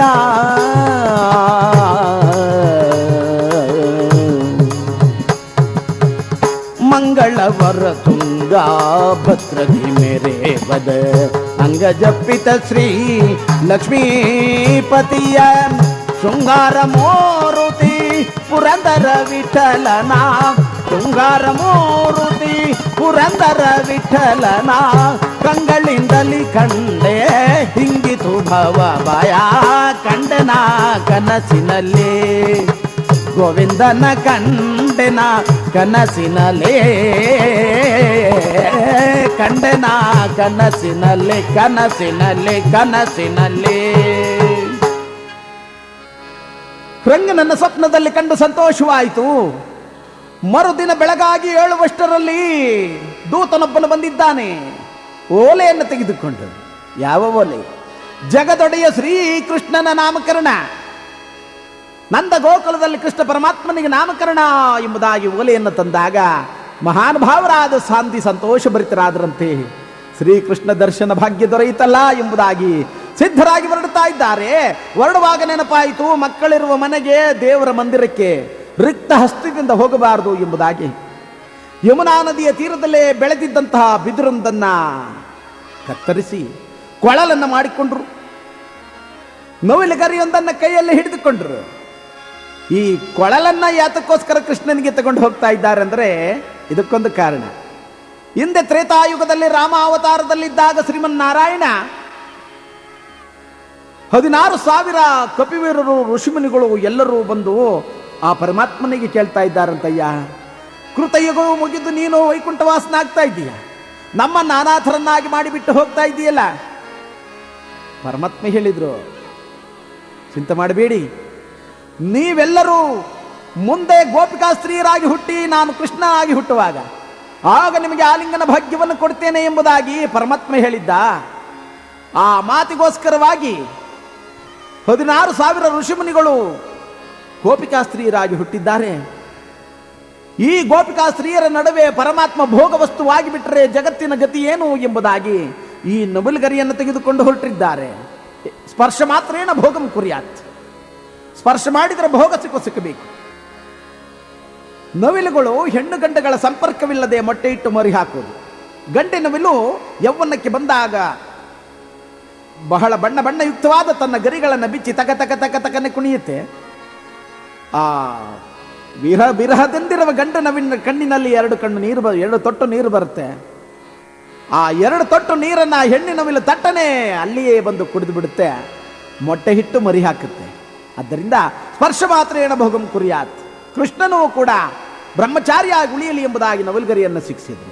ಇನ್ನು ಕೊಳಲನ್ನೇ ಯಾತಕ್ಕೋಸ್ಕರ ಕೊಟ್ಟರು ಅಂದರೆ, ಹಿಂದೆ ಮಾರೀಚ ಸುಬಾಹುಗಳನ್ನು ಹಿಂಸಿಸಿದ್ದಕ್ಕಾಗಿ ವಿಶ್ವಾಮಿತ್ರರ ಯಾಗ ಸಂರಕ್ಷಣಾ ಕಾಲದಲ್ಲಿ ತಾಟಕ್ಕೆ ಘೋರ ರೂಪವ ತಾಳಿ ಬಿಡನು ಬಿಡನು ಎಲ್ಲದನು ಬಂದಳಾಗ. ಘೋರ ರೂಪವನ್ನು ತಾಳಿ ಬಂದಿದ್ದಾಳಂತೆ. ಯಾರು? ಯಾರು ನನ್ನ ಮಗನನ್ನ ಸಂಹಾರ ಮಾಡಿದವರು? ಮಾರೀಚನಿಗೆ ಹಿಂಸೆ ಕೊಟ್ಟವರು ಯಾರು? ಸುಬಾಹುವನ್ನು ಕೊಂದವರು ಯಾರು ಎಂದು ನೋಡುವಾಗ ರಾಮದೇವರು ಒಂದೇ ಒಂದು ಸಣ್ಣ ಬಾಣವನ್ನು ತೆಗೆದು ಸರ್ರನೆ ಹೊಡೆದನಂತೆ. ಆ ತಾಟಕಿ ಬೃಹದಾಕಾರವಾಗಿ ಬಿದ್ದಿದ್ದಾಳೆ. ಗಳದಳನ ಕಣ್ಣೀರನ್ನು ಸುರಿಸುತ್ತಾ, 3 ಲೋಕವನ್ನು ಎದುರಿಸುವ ಶಕ್ತಿ ಇರುವ ನನ್ನನ್ನ ಒಂದು ಹುಲ್ಲುಕಡ್ಡಿಯಷ್ಟು ಬಾಣದಿಂದ ಹೊಡೆದನಲ್ಲ ಯಾರು ಎಂಬುದಾಗಿ ಕೆಳಗೆ ನೋಡುವಾಗ ಜಗದೊಡೆಯ ರಾಮ ತಾಟಕಿಯ ಕಿರುಬೆರಳುದ್ದ ಇದ್ದನಂತೆ, ಸಣ್ಣ ಹುಡುಗ.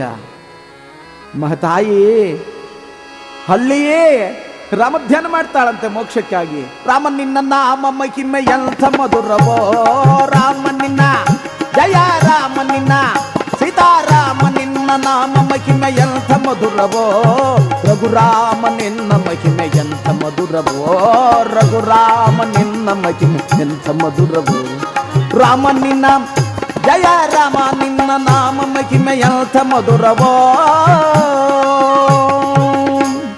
ಸದಾಶಿವನು ತನ್ನ ಸತಿಗೆ ಬೋಧಿಸಿದ ನಿದ, ಸದಾಶಿವನು ತನ್ನ ಸತಿಗೆ ಬೋಧಿಸಿದ ನಿದ, ಸದಾರಾಮ ನಿನ್ನ ನಾಮ ಚಿದಾನಂದವೋ, ಓ ಸದಾರಾಮ ನಿನ್ನ ನಾಮ ಚಿದಾನಂದವೋ, ರಾಮ ನಿನ್ನ ಸೀತಾರಾಮ ನಿನ್ನ ಜಯ ರಾಮ ನಿನ್ನ ನಾಮ ಮಹಿಮೆ ಎಂಥ ಮಧುರವೋ, ರಘುರಾಮ ನಿನ್ನ ಮಹಿಮೆ ಎಂಥ ಮಧುರವೋ.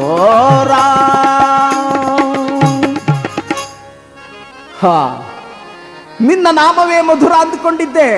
ಆಹಾ, ನಿನ್ನ ರೂಪ ಎಷ್ಟೊಂದು ಮನೋಹರ. ರಾಮ, ಹೇ ರಾಮ, ಒಂದೇ ಒಂದು ಸಾರಿ ನೀನು ನನ್ನ ತುಟಿಗೆ ಮುದ್ದಿಸು, ನನಗೆ ಮೋಕ್ಷ ಸಿಕ್ಕಿಬಿಡುತ್ತೆ, ನಾನು ಹೊರಟೋಗ್ತೀನಿ. ರಾಮದೇವರು ಹೇಳಿದ್ರು, ಇಲ್ಲ ಇಲ್ಲ ಇಲ್ಲ ಇಲ್ಲ, ನಿನಗೆ ಈ ಜನ್ಮದಲ್ಲಿ ಮೋಕ್ಷವಿಲ್ಲ. ನಾನು ಈ ಜನ್ಮದಲ್ಲಿ ನಿನ್ನನ್ನು ಮುದ್ದಿಸಲು ಸಾಧ್ಯವಿಲ್ಲ. ಆದ್ದರಿಂದ ಮುಂದಿನ ಜನ್ಮದಲ್ಲಿ ನೀನು ಯಮುನಾ ನದಿಯ ತೀರದಲ್ಲಿ ಬಿದುರಾಗಿ ಹುಟ್ಟು, ಸಾಂದೀಪಿಗಳು ಅದರಲ್ಲಿ ಕೊಳಲನ್ನು ಮಾಡಿಕೊಂಡು ನನಗೆ ಕೊಡ್ತಾರೆ. ದ್ವಾಪರ ಯುಗ ಪರ್ಯಂತ ನಿನ್ನನ್ನು ನನ್ನ ತುಟಿಯಲ್ಲೇ ಇಟ್ಟು ಮುದ್ದಿಸ್ತೇನೆ ಎಂಬುದಾಗಿ ಮಾತನ್ನು ಕೊಟ್ಟಿದ್ರು ಮಹಾನುಭಾವರಾದ ಶ್ರೀರಾಮಚಂದ್ರ. ಅದರಂತೆ ಸಾಂದೀಪಿಗಳು ಬಿದಿರನ್ನು ತೆಗೆದುಕೊಂಡು ಹೊರಟಿದ್ದಾರೆ ಆ ಕೃಷ್ಣನಿಗೆ ಅರ್ಪಿಸಲು. ತೊಟ್ಟಿಲಲ್ಲಿ ಮಲಗಿರುವ ಮಗು ಸಾಂದೀಪರನ್ನ ಕಂಡ ಕೂಡಲೇ ಬಾ ಬಾ ಎಂಬಂತೆ ತಲೆಯ ಆಡಿಸ್ತಾ ನಸು ನಗುತ್ತಾ ಇದೆಯಂತೆ. ಗುರುಗಳು ನೋಡಿದ್ರು, ಕೃಷ್ಣ ನಡೆಯಲಿ ನಾಮಕರಣ, ಮುಂದೆ ಇದೆ ನಿನಗೆ ಎಂಬುದಾಗಿ ಜುಟ್ಟನ್ನು ಎತ್ತಿ ನವಿಲುಗರಿಯನ್ನು ಕಟ್ಟಿ ಆ ಕೊಳಲನ್ನ ಕೈಗೆ ಕೊಟ್ಟರು. ಗರ್ಗರು, ವ್ಯಾಸ ಮಹರ್ಷಿಗಳು, ಅನೇಕ ಋಷಿಮುನಿಗಳು ಸೇರಿರ್ತಕ್ಕಂತಹ ಸಮಾರಂಭದಲ್ಲಿ ಮಗುವಿಗೆ ಕೃಷ್ಣ ಎಂಬುದಾಗಿ ನಾಮಕರಣವನ್ನು ಮಾಡಿದ್ದಾರೆ. ಕೃಷ್ಣ ಎಂದರೆ ಸಂತೋಷ, ಕೃಷ್ಣ ಎಂದರೆ ಸಂತೃಷ್ಟಿ. ಕೃಷ್ಣನ ನೆನೆದರೆ ಕಷ್ಟ ಬಂದಿಷ್ಟಿಲ್ಲ, ಕೃಷ್ಣ ಎನ್ನಬಾರದೆ, ಶ್ರೀ ಕೃಷ್ಣ ಎನ್ನಬಾರದೆ. ನರ ಜನ್ಮ ಬಂದಾಗ ನಾಲಿಗೆ ಇರುವಾಗ ಕೃಷ್ಣ ಎನ್ನಬಾರದೆ, ನರ ಜನ್ಮ ಬಂದಾಗ ನಾಲಿಗೆ ಇರುವಾಗ ಕೃಷ್ಣ ಎನ್ನಬಾರದೆ. ದೊಡ್ಡ ದಾರಿಯ ನಡೆವಾಗ ಭಾರವ ಬರುವಾಗ ಕೃಷ್ಣ ಎನ್ನಬಾರದೆ. ಕೃಷ್ಣನ ನೆನೆದರೆ ಕಷ್ಟ ಬಂದಿಷ್ಟಿಲ್ಲ, ಕೃಷ್ಣ ಎನ್ನಬಾರದೆ, ಶ್ರೀ ಕೃಷ್ಣ ಕೃಷ್ಣ ಕೃಷ್ಣ ಎಂಬುದಾಗಿ ನಾಮಕರಣವಾಯಿತು. ಎಲ್ಲರಿಗೂ ಸಂತೋಷವಾಯಿತು. ಎಲ್ಲರೂ ಸಂತೋಷಭರಿತರಾಗಿ ಹೊರಟು ಹೋಗಿದ್ದಾರೆ. ಕೃಷ್ಣ ದಿನೇ ದಿನೇ ದಿನೇ ಬೆಳೆಯುತ್ತಾ ತುಂಟಾಟಗಳನ್ನು ಆಡುತ್ತಾ ಕಂಸನು ಮಾಡಿದ ತಂತ್ರಗಳನ್ನೆಲ್ಲವನ್ನು ವಿಫಲ ಮಾಡುತ್ತಾ ಗೋಪಿಕಾ ಸ್ತ್ರೀಯರ ಮನೆಯಲ್ಲಿ ಹಾಲು ಬೆಣ್ಣೆ ಮೊಸರುಗಳನ್ನು ಕದ್ದು ಅವರನ್ನ ಗೋಳಾಡಿಸ್ತಾ ಕಾಲವನ್ನು ಕಳೆಯುತ್ತಾ ಇದ್ದಾನೆ. ಹೀಗಿರ್ತಕ್ಕಂತಹ ಸಂದರ್ಭದಲ್ಲಿ ಗೋಪಿಕಾ ಸ್ತ್ರೀಯರು ಪ್ರತಿದಿನವೂ ಬಂದು ಈ ಯಶೋದೆಯ ಬಳಿ ದೂರನ್ನ ಹೇಳ್ತಾ ಇದ್ದಾರಂತಮ್ಮ, ನಿಮ್ಮ ಮಗ ನಮ್ಮ ಮನೆಯಲ್ಲಿ ಬೆಣ್ಣೆ ಕದ್ದ, ಹಾಲು ಕದ್ದ, ಮೊಸರು ಕದ್ದ, ಹೀಗೆ ದೂರುಗಳನ್ನು ಹೇಳ್ತಿದ್ರೆ ಮಹತಾಯಿಯಾದ ಆ ಯಶೋಧ ಹೇಳ್ತಾ ಇದ್ದಾಳಂತಮ್ಮ, ನೀವು ಸುಮ್ಮನೆ ಹೇಳಿದ್ರೆ ನಾನು ನಂಬೋದೇ ಹಾಗೆ. ನನ್ನ ಮಗ ಎಲ್ಲಿ ಏನೇ ಮಾಡಲಿ ಸಾಕ್ಷಿ ಸಮೇತವಾಗಿ ಇಟ್ಕೊಂಡು ಬನ್ನಿ, ಆವಾಗ ನಾನು ಅವನಿಗೆ ಶಿಕ್ಷೆ ಕೊಡ್ತೀನಿ, ಆವಾಗ ನಾನು ಅವನಿಗೆ ಶಿಕ್ಷೆಯನ್ನು ಕೊಡ್ತೀನಿ ಎಂದರೆ ಇಬ್ರು ಅತ್ತೆ ಸೊಸೆ ಇದ್ರು. ಯೋಚನೆ ಮಾಡಿದ್ರು ಏನಾದರೂ ಮಾಡಿ ಕೃಷ್ಣನನ್ನು ಹಿಡಿಯಲೇಬೇಕು.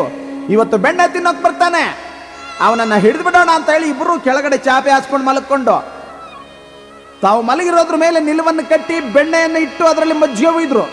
ಕೃಷ್ಣ ತಗೊಳಕ್ ಬರ್ತಾನೆ, ಮಜ್ಜಿಗೆ ಎಲ್ಲ ಮೇಲೆ ಚೆಲ್ಲುತ್ತೆ, ನಾವಿಬ್ರು ಹಿಡ್ಕೊಂಡು ಬಿಡ್ಬೋದು ಅಂತೇಳಿ ತೀರ್ಮಾನ ಮಾಡಿ ಮಲಗಿದ್ರು. ಎಲ್ಲವನ್ನ ಬಲ್ಲ ಮಾಯಕಾರಿ ಯಾರಿಗೂ ಅರಿವಾಗದಂತೆ ಬೆಣ್ಣೆಯನ್ನೆಲ್ಲ ತಿಂದುಬಿಟ್ಟು ಈ ಸೊಸೆ ಮೂತಿಗೆ ಒಂದು ಸ್ವಲ್ಪ, ಅತ್ತೆ ಮೂತಿಗೆ ಸ್ವಲ್ಪ ಬೆಳೆದ್ಬಿಟ್ಟು ಹೊರಟೋಗ್ಬಿಟ್ಟ. ಬೆಳಗಾಯ್ತು. ಕೃಷ್ಣ ಇವತ್ತು ಹೆದರಿಕೊಂಡು ಬಂದಿಲ್ಲ. ನಮ್ಮನೆ ಬೆಣ್ಣೆ ಸುರಕ್ಷಿತವಾಗಿದೆ ಅಂತ ನಿಲುವಲ್ಲಿ ತೆಗೆದು ನೋಡ್ತಾರೆ, ಮಜ್ಜಿಗೆ ಮಾತ್ರ ಇತ್ತು, ಬೆಣ್ಣೆ ಇರಲಿಲ್ಲ. ಸದ್ಯ ಅದೃಷ್ಟಕ್ಕೆ ಪಾತ್ರೆನೂ ಹೋಗಿಲ್ವಲ್ಲ ಅಂತ ಸಂತೋಷ ಆಗಿರ್ಬೇಕು ಅವರಿಗೆ. ಅತ್ತೆ ಸೊಸೆನ್ ಕರೆದ್ಲು, ಹೇ ಬಾರೆ ಇಲ್ಲಿ, ಬೆಣ್ಣೆ ನೋಡೇನೋ ಆಗಿದೆ ಅಂದ್ರೆ ಸೊಸೆ ಅತ್ತೆ ಮೂತಿಯನ್ನು ನೋಡ್ತಿದ್ದಾಳೆ. ಅತ್ತೆ ಮೂತಿಯಲ್ಲಿ ಬೆಣ್ಣೆ ಇತ್ತು. ಅತ್ತೆ ನನಗೆ ಅರ್ಥ ಆಯ್ತು ಏನಾಗ್ತಾ ಇದೆ ನಮ್ಮ ಮನೆ ಬೆಣ್ಣೆ ಅಂತ. ಪಾಪ ನೀನೇ ತಿಂದು ತಿಂದು ತಿಂದು ಏನು ತಿಳಿದ ಹುಡುಗನ ಮೇಲೆ ದೂರ ಹೇಳ್ತಾ ಇದ್ದೀವಲ್ಲ. ಅತ್ತೆ ಸುಮ್ಮನಿರ್ಲಿಲ್ಲ, ಸೊಸೆ ನಿಡ್ಕೊಂಡೋಗಿ ಕನ್ನಡಿ ಮುಂದೆ ಬಿಟ್ಲು, ನೋಡ್ಕೊಂಡು ನಿನ್ ಮೂತಿನ, ಇವಳು ಮೂತಿಲೂ ಬೆಣ್ಣೆ ಇತ್ತು, ನೀನೇ ತಿಂದ ಹುಡುಗನ ಮೇಲೆ ದೂರ ಹೇಳ್ತೀಯಾ. ಇಬ್ರಿಗೂ ಜಗಳ ಬಿದ್ದು ಬಿಡ್ತು. ಅವ್ರ ಯಜಮಾನ ಬಂದು ಬಿಡಿಸಿದ್ನಂತೆ, ಹೋಗ್ಲಿ ಸುಮ್ಮನಿರಮ್ಮ, ಇದೆಲ್ಲ ಅವನ ಕೆಲಸನೇ, ನೋಡೋಣ ಇನ್ನೊಂದು ದಿವಸ ಭದ್ರವಾಗಿ ಇಟ್ಕೊಂಡು ಹೋದ್ರಾಯ್ತು ಅಂತ. ಎಲ್ಲ ತುಂಟಾಟವನ್ನು ಮಾಡಿ ಯಶೋಧ ಏನಾದ್ರೂ ಗದ್ದರಿಸಿದ್ರು ಏನು ಅರಿಯದವನಂತೆ ಸುಮ್ಮನೆ ನಿಂತ್ಕೊಂಡಿರ್ತಾನೆ ಕೃಷ್ಣ. ಕೃಷ್ಣ ಯಾಕೋ ಸುಮ್ಮನೆ ನಿಂತಿದ್ದೀಯಾ? ಯಾರೇನೆಂದರೋ ಹರಿ, ನಿನ್ನ ಯಾರೇನೆಂದರೋ ಹರಿ, ಯಾರೇನೆಂದರೋ ಹರಿ.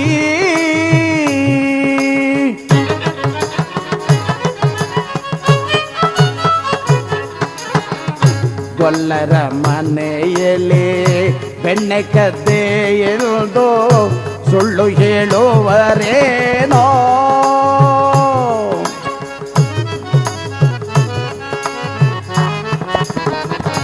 ಗೊಲ್ಲರ ಮನೆಯಲ್ಲಿ ಬೆಣ್ಣೆ ಕದ್ದೆ ಎಲ್ದು ಸುಳ್ಳು ಹೇಳುವರೇನೋ.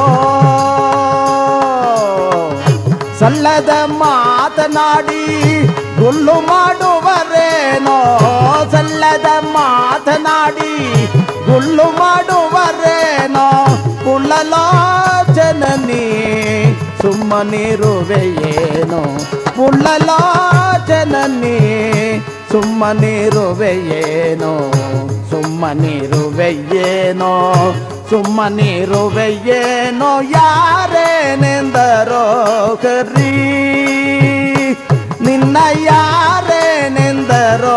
ನಿನ್ನ ಯಾರೇನೆಂದರೋ. ನಿನ್ನ ಯಾರೇನೆಂದರೋ ಹರಿ. ಕೃಷ್ಣ ಯಾಕೋ ಸುಮ್ಮನೆ ನಿಂತಿದ್ದೀಯಾ? ಯಾರಾದ್ರೂ ಬೈದ್ರೇನೋ ಎಂದರೆ ಎಲ್ಲವನ್ನ ಬಲ್ಲ ಮಾಯಕಾರ ಏನರಿಯದವನಂತೆ ಸುಮ್ಮನೆ ನಸುನಗುತ್ತಾ ನಿಂತಿದ್ದಾನಂತೆ.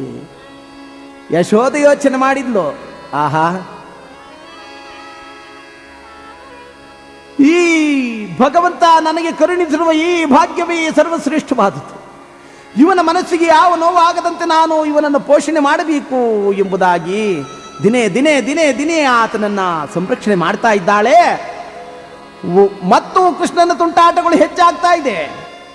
ಗೋಪಿಕಾ ಸ್ತ್ರೀಯರು ಕೃಷ್ಣನನ್ನು ಒಂದು ದಿವಸ ಭದ್ರವಾಗಿ ಬಂಧಿಸಿದರು. ಬೆಣ್ಣೆಯನ್ನು ಕದಿಯುವಾಗ ಪೆಟ್ಟಿಗೆಯೊಂದರಲ್ಲಿ ಹಾಕಿ ಭದ್ರಪಡಿಸಿ ತಂದು ಯಶೋದೆಯ ಮುಂದೆ ನಿಲ್ಲಿಸಿದ್ದಾರಂತೆ.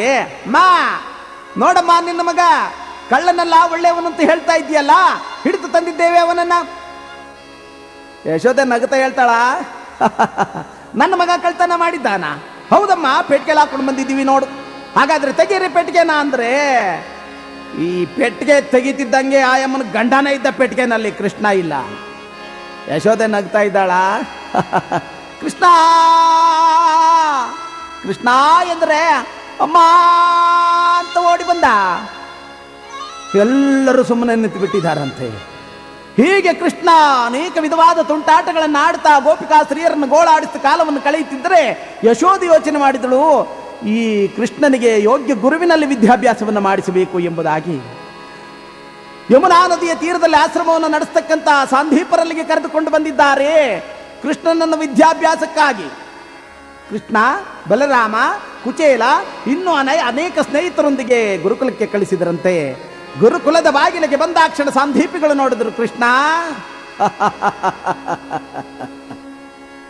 ಈ ಸಮಯಕ್ಕಾಗಿ 2 ಯುಗಗಳ ಕಾಲ ಕಾಯುವಂತೆ ಮಾಡಿದೆಯಲ್ಲೋ. ಮೋಕ್ಷಾರ್ಥವಾಗಿ ಕುಳಿತಿದ್ದ ನನ್ನನ್ನು ಮೋಕ್ಷದಿಂದ ವಂಚಿತನನ್ನಾಗಿ ಮಾಡಿ ನಿನಗೆ ಗುರುವನ್ನಾಗಿ ಮಾಡಿಕೊಳ್ಳುವುದಾಗಿ ಮಾತು ಕೊಟ್ಟು ಇಂದು ಬಂದೆಯ ಬಾ ಎಂಬುದಾಗಿ ಹೊರಗೆ ಹೋಗಿ ಆ ಗುಡಿಸಲ ಒಳಭಾಗಕ್ಕೆ ಬಲರಾಮ, ಕುಚೇಲ ಇತರೆಯವರನ್ನೆಲ್ಲ ಬರಮಾಡಿಕೊಂಡಿದ್ದಾರೆ. ಕೃಷ್ಣ ಮಾತ್ರ ಹೊರಗೆ ನಿಂತಿದ್ದಾನೆ. ಬಲರಾಮ ಕೇಳ್ದ, ಗುರುಗಳೇ ನಮ್ಮನ್ನೆಲ್ಲ ಒಳಗೆ ಬಿಟ್ರಿ, ಕೃಷ್ಣ ಮಾತ್ರ ಇಲ್ಲೇ ನಿಂತಿದ್ದಾನಲ್ಲ, ಅವನ್ನು ಕರೀರಿ. ಗುರುಗಳು ಹೇಳಿದ್ರು, ನೀನು ವಿದ್ಯೆ ಕಲಿಯಕ್ಕೆ ಬಂದಿದೆಯಲ್ಲ? ಹೌದು ಗುರುಗಳೇ. ಹಾಗಾದ್ರೆ ಹೋಗೊಳಗೆ ಸುಮ್ಮನೆ. ಹೊರಗೆ ಬಂದು ಕೃಷ್ಣನ ಅಡಿಯಿಂದ ಮುಡಿಯವರೆಗೆ ಒಂದು ಸಾರಿ ನೋಡಿ ಹೇಳ್ತಾರಂತೆ, ಕೃಷ್ಣ ಹೀಗೆ ಬಂದರೆ ಯಾರು ಬೇಕಾದರೂ ವಿದ್ಯೆಯನ್ನು ಕಲಿಯಬಹುದು. ವಿದ್ಯೆಯನ್ನು ಕಲಿಯುವುದು ಎಷ್ಟು ಕಷ್ಟ, ಎಷ್ಟು ಸಾಧನೆ ಮಾಡಬೇಕು, ಎಷ್ಟು ಗುರುಸೇವೆ ಮಾಡಬೇಕು ಎಂಬುದಾಗಿ ಸಹಜವಾದ ಮಾನವ ರೂಪದಲ್ಲಿ ನಿನಗೂ ಅರ್ಥವಾಗಲಿ. ಈ ಸರ್ವಶಕ್ತಿಯುಳ್ಳ ಈ ಕೊಳಲಿದೆಯಲ್ಲ ನಿನ್ನ ಕೈನಲ್ಲಿ, ಇದನ್ನು ತೆಗೆದು ಗುಡಿಸಲಿನ ಸೂರಿನಲ್ಲಿ ಸಿಕ್ಸು. ಆ ಕೊಳಲನ್ನು ಒಂದು ಕಡೆ ಸಿಕ್ಸಿದ್ರು. ನಿನ್ನಲ್ಲಿ ಒಂದು ಇಚ್ಛಾಶಕ್ತಿ ಇದೆಯಲ್ಲ, ಕ್ಷಣ ಮಾತ್ರದಲ್ಲಿ ಎಲ್ಲವನ್ನು ಧಾರಣ ಮಾಡತಕ್ಕಂಥದ್ದು, ಅದನ್ನು ತೆಗೆದು ಮತ್ತೊಂದು ಕಡೆ ಇಡು.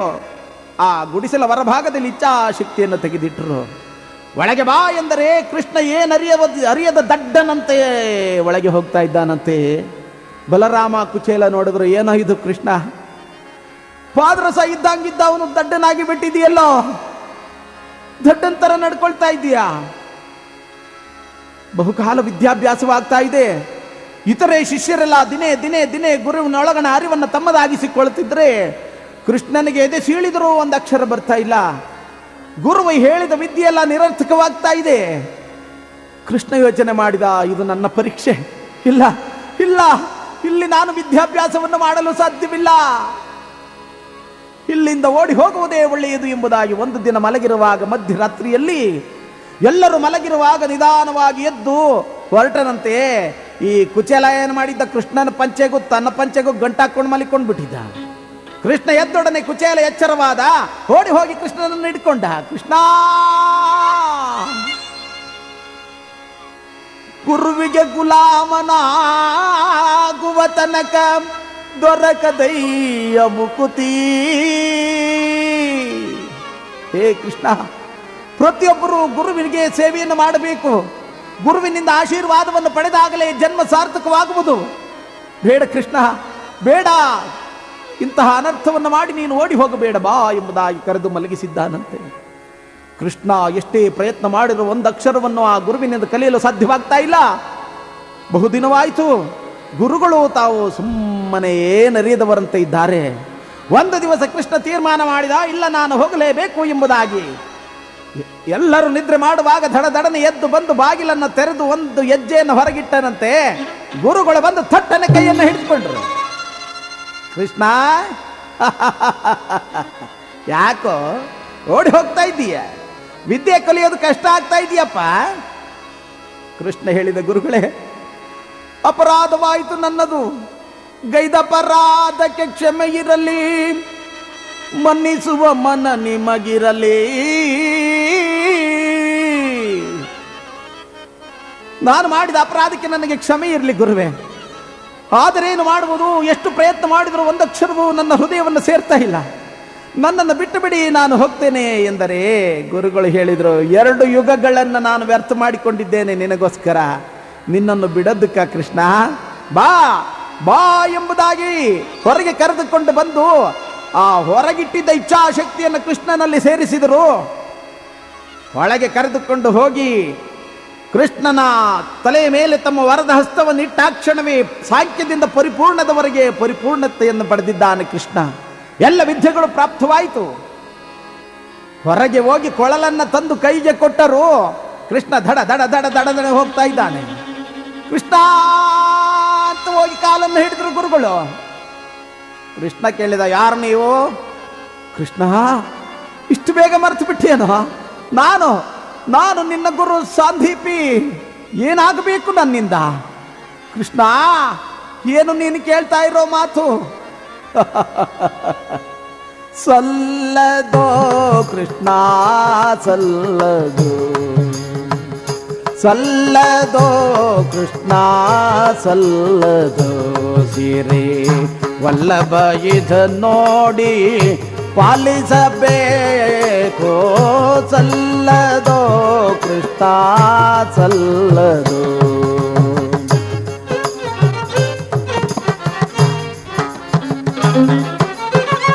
ಸಾವಿರ ಬನ್ನಿಕ್ಕಿ ಸದನವ ಸಾಧಿಸಿ, ಸಾವಿರ ಬನ್ನಿಕ್ಕಿ ಸದನವ ಸಾಧಿಸಿ, ಪಾವಕನೂರಿಗೆ ನೀನೊಪ್ಪಿಸುವುದು,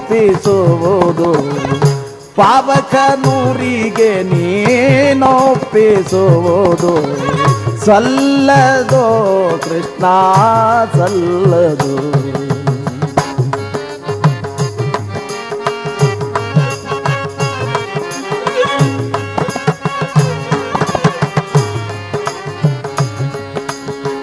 ಕುಶಲಧಿ ಬಣ್ಣಿಸಿ ಬರೆದು ಚಿತ್ತಾರವ, ಕುಶಲಧಿ ಬಣ್ಣಿಸಿ ಬರೆದು ಚಿತ್ತಾರವ, ಮಸಿ ಮಣ್ಣು ಮಾಡಿನಿ ಕೆಡಿಸುವುದು,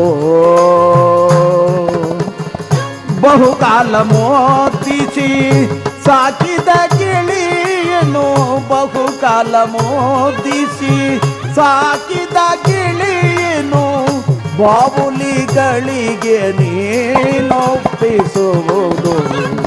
ಬಾವುಲಿಗಳಿಗೆ ನೀನೊಪ್ಪಿಸುವುದು, ಸಲ್ಲದೋ ಕೃಷ್ಣ ಸಲ್ಲದೋ. ಕೃಷ್ಣ ಕೃಷ್ಣ ಹೇ ಕೃಷ್ಣ ಪರಮಾತ್ಮ. 2 ಯುಗಗಳ ಕಾಲ ನಾನು ಕಾಯ್ದೆ ನಿನಗೋಸ್ಕರ, ಮೋಕ್ಷದಿಂದ ವಂಚಿತನಾದ ನನ್ನನ್ನ ಮೋಕ್ಷವನ್ನು ಕರುಣಿಸು ತಂದೆ ಎಂಬುದಾಗಿ ಬೇಡ್ತಾ ಇದ್ದಾನಂತೆ. ಪರಮಾತ್ಮ ಹೇಳಿದ್ರು, ಸಾಂದೀಪಿಗಳೇ ಚಿಂತೆ ಮಾಡಬೇಡಿ, ನಿಮಗೆ ಬೇಕಾದಾಗ ಮೋಕ್ಷ ಪದವಿಯನ್ನು ನೀವು ಹೊಂದಿ ಎಂಬುದಾಗಿ ಪರಮಾತ್ಮ ಆಶೀರ್ವಾದವನ್ನು ಮಾಡಿದ್ರು. ಅಲ್ಲಿಂದ ಮಹಾನುಭಾವನಾದ ಕೃಷ್ಣ, ಬಲರಾಮ, ಕುಚೇಲರೊಡನೆ ತಾವು ನೇರವಾಗಿ ನಂದ ಗೋಕುಲಕ್ಕೆ ಹೊರಟಿದ್ದಾರೆ. ಇಲ್ಲಿ ದೇವರಾದ್ರೇನು ಮಾನವರಾದ್ರೇನು, ಪ್ರತಿಯೊಬ್ಬರು ಜ್ಞಾನವನ್ನು ವೃದ್ಧಿ ಮಾಡಿಕೊಳ್ಳಬೇಕಾದರೆ ಗುರುವಿನೊಳಗಣ ಅರಿವನ್ನು ತಮ್ಮದಾಗಿಸಿಕೊಳ್ಳಬೇಕು, ಗುರು ಸೇವೆಯನ್ನು ಮಾಡಬೇಕು, ಗುರುವಿನ ಪಾದಪುಟ್ಟಿ ಮೋಕ್ಷವನ್ನು ಹೊಂದಬೇಕು. ಇದೇ ಈ ಕಥೆಯ ಸಾರಾಂಶ. ಅದಕ್ಕೆ ದೊಡ್ಡವರು ಹೇಳಿದ್ರು, ಗುರುವಿಗೆ ಗುಲಾಮನಾಗುವ ತನಕ ದೊರಕದಣ್ಣ ಮುಕುತಿ, ಗುರುವಿಗೆ ಗುಲಾಮನಾಗುವ ತನಕ ದೊರಕದಣ್ಣ ಮುಕುತಿ, ಗುರುವಿಗೆ ಗುಲಾಮನಾಗುವ ತನಕ ದೊರಕದಣ್ಣ ಮುಕುತಿ ಎಂಬುದಾಗಿ ಹೇಳುವಾಗ